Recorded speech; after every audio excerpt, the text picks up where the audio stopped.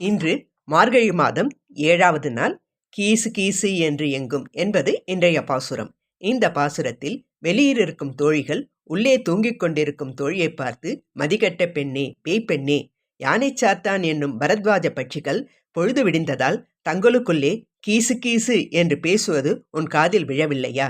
வாசனை மிகுந்த கூந்தலை உடைய இடையற் பெண்கள் தங்கள் கையை பெயர்த்து தயிரை கடையும் ஓசை உன் காதில் விழவில்லையா?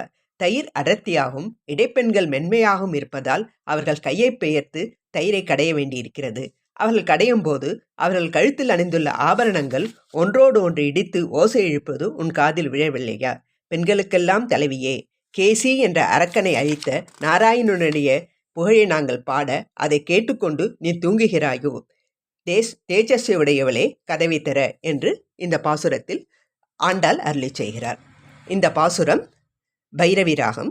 இதை வீணையில் இசைப்பவர் குமாரி ஹர்ஷினி பாலசுப்ரமணியம்.